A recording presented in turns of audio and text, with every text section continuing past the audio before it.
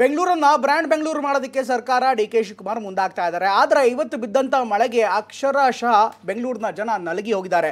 ಇದು ಇವತ್ತಿನ ಕಥೆ ಅಲ್ಲ, ಪ್ರತಿ ವರ್ಷ ಕೂಡ ಮಳೆ ಬಂದಾಗ ಇದೇ ರೀತಿಯಂಥ ಸಮಸ್ಯೆ ಎದುರಾಗ್ತಾನೆ ಇದೆ. ಆದರೆ ನಮ್ಮ ಸರ್ಕಾರ, ನಮ್ಮ BBMP ಮಾತ್ರ ಎಚ್ಚೆತ್ತುಕೊಳ್ತಾನೆ ಇಲ್ಲ. ಇದರಿಂದಾಗಿ ಪ್ರತಿ ವರ್ಷವೂ ಕೂಡ ಮಳೆ ಬಂದಾಗ ಬೆಂಗಳೂರು ಮುಳುಗಿ ಹೋಗುತ್ತೆ. ಬೆಂಗಳೂರಿನ ರಸ್ತೆಗಳಲ್ಲಿ ವಾಹನ ಸಂಚಾರ ಬದಲಾಗಿ ಇವತ್ತು ಬೋಟ್ನ ಅವಶ್ಯಕತೆ ಇದೆ ಅಂತ ಒಂದು ಸನ್ನಿವೇಶ ಉದ್ಭವವಾಗಿದೆ. ಹೀಗಾಗಿ ಇವತ್ತಿನ ಬೆಂಗಳೂರು ನಿಜಕ್ಕೂ ಮುಳುಗಿ ಹೋಗ್ತಾ ಇರುವಂಥ ಬೆಂಗಳೂರಾ ಅನ್ನುವಂಥ ಪ್ರಶ್ನೆ ಎದುರಾಗಿದೆ. ಇವತ್ತು ಏನೆಲ್ಲ ಆಯಿತು, ನಿನ್ನೆ ರಾತ್ರಿ ಕೇವಲ ಒಂದು ಮಳೆಗೆ ಬೆಂಗಳೂರು ಈ ರೀತಿಯಾಗಿ ಮುಳುಗೋದ್ರೆ ಮುಂದೆ ಮಳೆಗಾಲ ಬಂದಾಗ ಯಾವ ರೀತಿಯಂಥ ಪರಿಸ್ಥಿತಿ ಇರುತ್ತೆ ಅಂತ ಒಂದು ಸಂದಿಗ್ಧದ ಸ್ಥಿತಿ ನಮಗೆ ಎದುರಾಗಿದೆ. ಇವತ್ತಿನ ಕಂಪ್ಲೀಟ್ ಬೆಂಗಳೂರಿನ ಸ್ಟೋರಿಯನ್ನು ನಾನು ನಿಮಗೆ ತೋರಿಸ್ತೀವಿ ನೋಡಿ.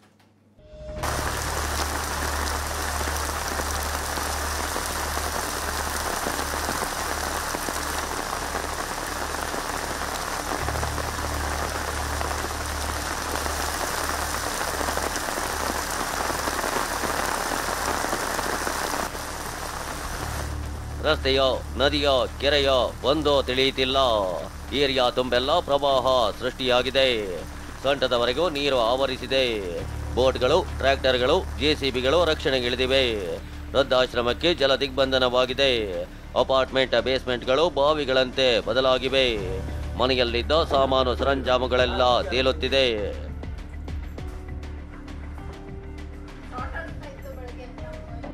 Brand Bengaluru, greater Bengaluru, IT city, silicon city ಒಂದ ಎರಡ ನಮ್ಮ ರಾಜಧಾನಿಗೆ ಸಿಕ್ಕಿರೋ ಮುಕುಟಗಳು.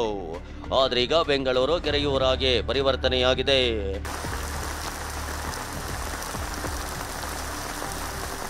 ಮಳೆಯ ಅಸಲಿ ಆಟ ಶುರುವಾಗಿದ್ದು ನಿನ್ನೆ ರಾತ್ರಿ ಸುರಿದ ಒಂದೇ ಒಂದು ಅಬ್ಬರದ ಮಳೆಗೆ ರಾಜಧಾನಿಯ ನಿಜ ಬಣ್ಣ ಬಯಲಾಗಿದೆ.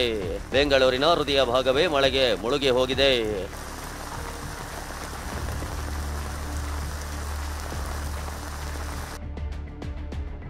ಅಕ್ಷರಶಃ ದ್ವೀಪದಂತಾದ ಸಾಯಿ ಲೇಔಟ್.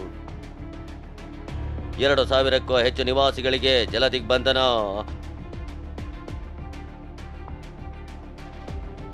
ಪ್ರತಿ ಬಾರಿಯೂ ಬೆಂಗಳೂರಿನಲ್ಲಿ ಮಳೆ ಅಬ್ಬರಿಸಿದಾಗ KR ಪುರಂ ಕ್ಷೇತ್ರದ ಸಾಯಿ ಲೇಔಟ್ಗೆ ಜಲಗಂಟಾಂತರ ಎದುರಾಗುತ್ತೆ.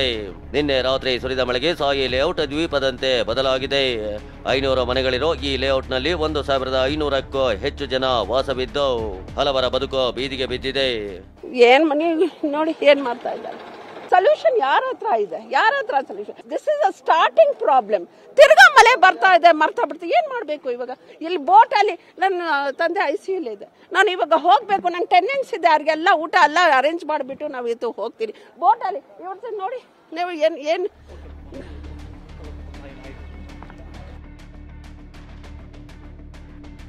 ಸಾಯಿ ಲೇಔಟ್ ಸಂಕಷ್ಟದ ಬಗ್ಗೆ TV9 ವರದಿ ಮಾಡ್ತಿದ್ದಂತೆ BBMP ಎಚ್ಚೆತ್ತುಕೊಳ್ತಾವ್. ನೀರು, ತಿಂಡಿ, ಊಟ ಪೂರೈಸುವುದರ ಜೊತೆ ಬೋಟ್ಗಳು, ಟ್ರ್ಯಾಕ್ಟರ್ಗಳ ಮೂಲಕ ಜನರನ್ನ ಸ್ಥಳಾಂತರಿಸೋ ಕೆಲಸ ಮಾಡ್ತಾವ್. ಸದ್ಯ ನಾನೀಗ ಸಾಯಿ ಲೇಔಟ್ನ 3ನೇ ಕ್ರಾಸ್ನಲ್ಲಿದ್ದೀನಿ. 3ನೇ ಕ್ರಾಸ್ನಲ್ಲಿರುವಂತಹ ಒಂದು ದುಸ್ಥಿತಿಯನ್ನು ತೋರಿಸ್ತಾ ಹೋಗ್ತೀನಿ. ಎಷ್ಟರ ಮಟ್ಟಿಗೆ ಅಂತ ಹೇಳಿದ್ರೆ ಮನೆಗಳೆಲ್ಲವೂ ಕೂಡ ಈಗಾಗಲೇ ಸಂಪೂರ್ಣವಾಗಿ ಜಲಾವೃತವಾಗಿರುವಂಥದ್ದು. ಇಲ್ಲಿ ನೋಡಿ ಮನೆ ಒಳಗೆ ಎಷ್ಟರ ಮಟ್ಟಿಗೆ ಅಂತ ಹೇಳಿ 2 ರಿಂದ 3 ಅಡಿಗಳಷ್ಟು ಈಗಾಗಲೇ ನೀರು ಕೂಡ ನಿಂತಿರುವಂಥದ್ದು. ಹೊರಭಾಗದಲ್ಲಂತೂ ಸಂಪೂರ್ಣವಾಗಿ ಜಲಾವೃತವಾಗಿದೆ. ಈಗಾಗಲೇ ತಮ್ಮ ಪ್ರಾಣವನ್ನು ಒತ್ತೆ ಇಟ್ಟು ಈಗಾಗಲೇ ಸಿವಿಲ್ ಡಿಫೆನ್ಸ್ ಅವರಾಗಿರ್ಬೋದು ಮತ್ತೆ ಅಗ್ನಿಶಾಮಕ ದಳದ ಸಿಬ್ಬಂದಿಗಳು ಇಲ್ಲಿರುವಂತಹ ನಿವಾಸಿಗಳನ್ನ ಹೊರಗೆ ಕರ್ಕೊಂಡು ಹೋಗ್ಲಿಕ್ಕೆ ಮುಂದಾಗ್ತಿದ್ದಾರೆ. ಇನ್ನು BBMP ಆಡಳಿತಾಧಿಕಾರಿ ತುಷಾರ್ ಗಿರಿನಾಥ್, BDA ಆಯುಕ್ತ ಜೈರಾಮ್ ಹಾಗೂ ಇತರೆ ಅಧಿಕಾರಿಗಳೇ ಟ್ರ್ಯಾಕ್ಟರ್ ಏರಿ ಪರಿಸ್ಥಿತಿ ಅವಲೋಕಿಸಿದ್ರು. ಸಾಯಿ ಲೇಔಟ್ಗೆ ಪ್ರಾಬ್ಲಮ್ ಏನಿದೆ, ಈ ವಾಟರ್ ಇಲ್ಲಿಂದ ಕೂಡ ಕೆನಾಲ್ಗೆ ಹೋಗಲ್ಲ. ಇಲ್ಲಿ ವಾಟರ್ ನಾವು ಅಲ್ಲಿ ಮೇಲ್ಗಡೆ ಬರ್ತಕ್ಕಂಥ ವಾಟರ್ ಕ್ಲಿಯರ್ ಮಾಡ್ಬೋದು. ಸೊ ಇಷ್ಟು ಹಿನ್ನೀರು ಅಲ್ಲಿ ಬ್ರಿಡ್ಜ್ ಮೇಲೆ ಬರಲ್ಲ. ಸಾಯಿ ಲೇಔಟ್ ಹೇಗಾದರೂ ಡೌನ್ನಲ್ಲಿ ಇದೆ.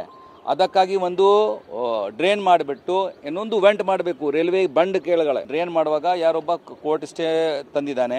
ಅದಕ್ಕೆ ಬಿಟ್ಟು ಆ ಜಾಗದಲ್ಲಿನೇ ನಾವು ಜಾಕ್ವೆಲ್ ಹಾಕಿಬಿಟ್ಟು ಮೋಟಾರ್ ಪಂಪಿಂಗ್ ಮಾಡಿಬಿಟ್ಟು ಅಲ್ಲಿಂದ ವಾಟರ್ ನೇರಾಗಿ ಆ ಕಾಲುವೆಗೆ ಹಾಕ್ತೀವಿ. ಇನ್ನು ಶಾಸಕ ಭೈರತಿ ಬಸವರಾಜು JCBಯಲ್ಲಿ ಸವಾರಿ ಮಾಡಿ ಪರಿಸ್ಥಿತಿ ಅವಲೋಕಿಸಿದ್ರು.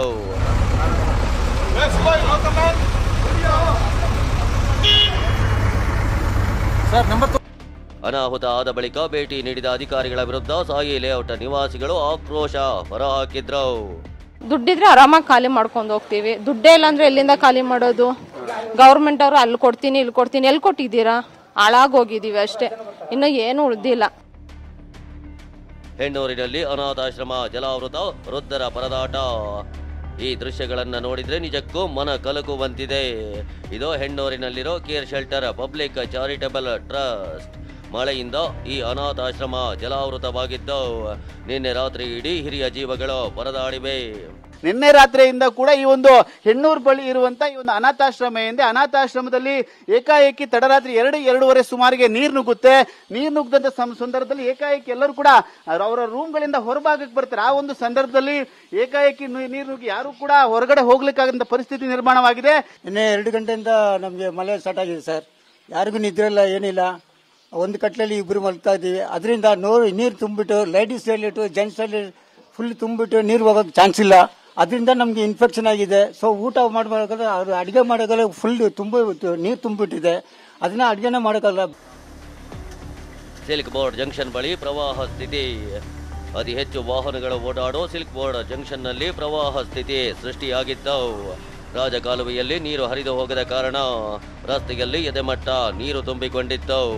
ಬಸ್ ಸೇರಿ ಹಲವು ವಾಹನಗಳು ಮುಳುಗಿ ಹೋಗಿದ್ವು. ಬಿಎಂಟಿಸಿ ಬಸ್ನಲ್ಲಿ ಸಿಲುಕಿದ್ದ ಗರ್ಭಿಣಿಯನ್ನು ಹೊರ ಸಾಹಸ ಪಟ್ಟು ಕೆಳಗಿಳಿಸಲಾಯಿತು. ತುಂಬಾ ಕಷ್ಟ ಆಗುತ್ತೆ. ನಾವು ಹತ್ತಿ ಇಳಿಯೋಕ್ಕಲ್ಲ ಆಗಲ್ಲ. ನಮ್ಗೆ ಯಾವ್ದಾದ್ರು ಬೇಗ ವ್ಯವಸ್ಥೆ ಮಾಡಿಕೊಟ್ರೆ ಒಳ್ಳೇದಾಗುತ್ತೆ ಅಂತ IVF ತಗೋತಾರೆ, ಟ್ರೀಟ್ಮೆಂಟ್ ತಗೋತಾರೆ. ಇಂಜೆಕ್ಷನ್ ಹಾಕೊಂಡು ಬರ್ತಾ ಇದ್ದೀನಿ. ಐಷಾರಾಮಿ ಅಪಾರ್ಟ್ಮೆಂಟ್ಗಳಿಗೆ ಜಲಗಂಡಾಂತರ. ಭಾರಿ ಮಳೆಗೆ ಲೋಕಲ್ ಏರಿಯಾಗಳಿಂದ ಹೈಫೈ ಏರಿಯಾದವರೆಗೂ ತಾಪತ್ರಯಗಳು ಸೃಷ್ಟಿಯಾಗಿವೆ. HBR ಲೇಔಟ್ನಲ್ಲಿ ಅಪಾರ್ಟ್ಮೆಂಟ್ನ ಬೇಸ್ಮೆಂಟ್ ಸಂಪೂರ್ಣ ನೀರು ತುಂಬಿಕೊಂಡಿತ್ತು. ಪಾಲಿಕೆ ವಿರುದ್ಧ ನಿವಾಸಿಗಳು ಹಿಡಿಶಾಪ ಹಾಕಿದ್ರು. ಎಷ್ಟು ಜನ ಬರ್ತಾರೆ, ಯಾವ ಪಾರ್ಟಿಗೆ ನಾವು ಹೆಸರು ಹೇಳಲ್ಲ. They are all good people, but ಅವ್ರು ಪ್ರಾಮಿಸ್ ಮಾಡುವಾಗ ಬರಬೇಕಲ್ಲ. ದೇ ಪ್ರಾಮಿಸ್ ಮಾಡಬೇಕು, never seen in the picture.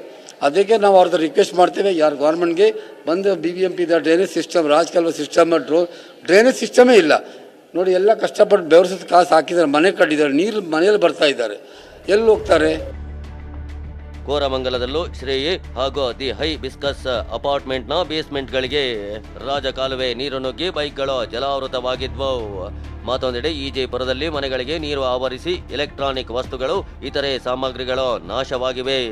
ಪ್ರತಿ ವರ್ಷನೂ ನಮ್ಗೆ ಮಳೆಗಾಲ ಬಂದಾಗ ಇದೇ ಥರ ನಾವು ನೀರಲ್ಲಿ ನೆನೀತಾ ನಿದ್ದೆ ಇಲ್ಲದೆ 3-4 ತಿಂಗಳು ಇದೇ ಥರನೇ, ಇದೇ ಪರಿಸ್ಥಿತಿನೇ ನಮ್ಮದು. ಯಾರು ಒಬ್ಬರು ಬಂದು ನೋಡಲ್ಲ ನಮ್ಮ ಕಡೆ.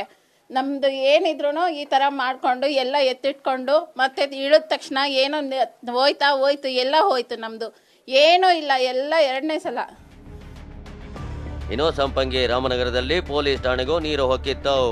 ಪೊಲೀಸ್ ಸಿಬ್ಬಂದಿ ನಿಂತು ಸ್ವಚ್ಛಗೊಳಿಸೋ ಕೆಲಸ ಮಾಡಿದ್ರು. ಇಲ್ಲಿ ನೋಡ್ತಾ ಇರೋದು ಮಹಿಳಾ ಪೇದೆ ಈಗಲೂ ಕೂಡ ಅಂದ್ರೆ ಅದನ್ನ ಕ್ಲೀನ್ ಮಾಡ್ತಕ್ಕಂಥ ಕೆಲಸದಲ್ಲಿ ಇರ್ತಕ್ಕಂಥದ್ದು. ಅಂದ್ರೆ ರಾತ್ರಿ ಇಡೀ ಈ ಒಂದು ಭಾಗ ಏನಿದೆಯೋ ಸಂಪೂರ್ಣವಾಗಿ ನೀರಿನಿಂದ ಆವರಿಸಿಕೊಂಡಿರ್ತಂಥದ್ದು. ಸೊ ಹಾಗಾಗಿ ಈ ಕ್ಷಣಕ್ಕೂ ಕೂಡ ಆ ನೀರನ್ನ ಹೊರ ಹಾಕುವಂತ ಕೆಲಸದಲ್ಲಿ ಇಡೀ ಸಿಬ್ಬಂದಿ ನಿರತರಾಗಿರ್ತಕ್ಕಂಥದ್ದು. ಇನ್ನೊಂದೆಡೆ ಕೋರಮಂಗಲದಲ್ಲಿದ್ದ ಏತರ ಎಲೆಕ್ಟ್ರಿಕ್ ಬೈಕ್ ಶೋರೂಮ್ ಜಲಾವೃತವಾಗಿದ್ದು ನೆಲಮಾಳಿಗೆಯಲ್ಲಿ ನಿಲ್ಲಿಸಿದ್ದ ಬೈಕ್ಗಳೆಲ್ಲ ಹಾಳಾಗಿವೆ. ಅದೇನೇ ಇರಲಿ, ಬೆಂಕಿ ಬಿದ್ದ ಮೇಲೆ ಬಾವಿ ತೋಡಿದಂತೆ ಅವಾಂತರಗಳ ಸರಮಾಲೆ ಬಳಿಕ BBMP ಎಚ್ಚೆತ್ತುಕೊಂಡಿದೆ. ಇನ್ನು 5 ದಿನ ಭಾರೀ ಮಳೆ ಎಚ್ಚರಿಕೆ ನೀಡಲಾಗಿದ್ದು ಏನೆಲ್ಲ ಅಧ್ವಾನವಾಗುತ್ತೋ ಗೊತ್ತಿಲ್ಲ. Bureau report, TV9.